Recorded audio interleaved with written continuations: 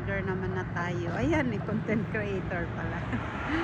So dito, tabi-tabi lang yan sila. KFC, Hardee's, at yan, gasoline station nila yon, yung ADNOC. Yan o, yan.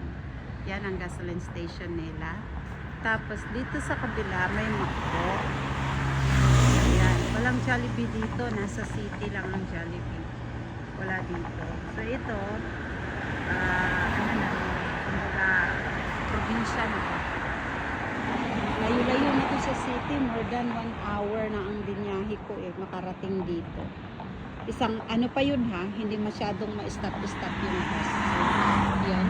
At tignan nyo ang presyo ng kanilang mga fuel dito.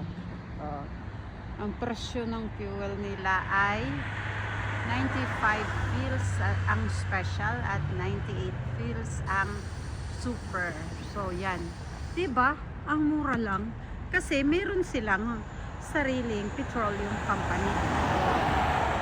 Kaya mura lang, 'di ba? So yan. Oh yan. So ito ang bus stop dito. Ganyan. Itong bus stop, yan yung waiting shade niya. At may CCTV siya sa loob at labas. So ito ang bus stop number. Dalawang bus ang dumadaan dito, yung number na 300 saka F1. Yung 300, yan yung sinasakyan ko papuntang city ngayon, at galing ko sa city sa 300 ako sumakay. Tapos pag stop ko dito, baba ako dito, in 2 minutes darating naman si F1. O di ba may F1 yan? Darating si F1, si F1 naman maghahatid sa akin papunta doon sa work ko. So ganun. Umalis ako ng city ng 5:41. Ang pag-alis talaga ng bus, as in departure ngayon 5:41. Tapos nag-arrive kami dito ng 6:42. So sometimes 6:42, 43, 44, mga ganon. Kasi minsan nalilate ng konti, ganyan.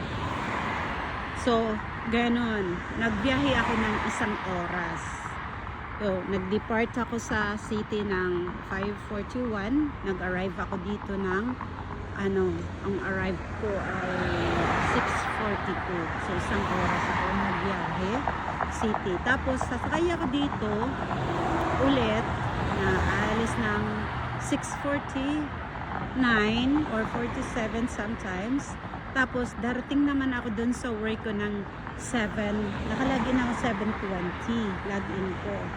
So 7:20 yung login ko. So yun, bali nag-travel din ako ng mahigit kalahating oras doon papunta.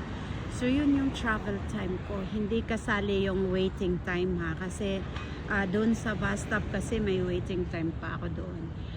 Tapos sa school yun ha, pagpapunta. Yan yun, 2 rides ako pagpapunta, 3 rides naman ako pagpa-uwi. O imagine, kasi pagpa-uwi, sakay na ako ng F1, puntang Al Reef, and then Al Reef, transfer ako ng big bus, 101 ang number, papuntang city. And then when I arrive in the city, again, I have to take another bus, city bus na yun, 2-digit yun. Yun yung city bus na bus number L41 or 41, 5 or 65. Yan yung sasakyan ko pa uwi sa bahay ko. So pag baba ko doon, it's like 2 minutes to walk na lang, bahay ko na. So 2 rides going to work and 3 rides back home. Yun ang sacrifices na ginawa ko every day. So total time ko ng travel papunta is more than 1 hour. Like kasama yung paglalakad, waiting, abot ako ng 2 hours kasi may mga lakad pa kami Pero pag pauwi, similar din lang. Ganon. Kaya 2 hours going, 2 hours back home. Ganon katagal yung sacrifices ko mag-travel every day papunta sa work. para kumita ako ng pera dito sa ibang bansa. And thank God, I'm not complaining. I'm happy. Thank God kasi dahil sa job kong ito, nabago naman ang buhay ko. Kahit papaano, ang dami nang naiba sa buhay ko dahil sa trabaho ko. So, happy ako.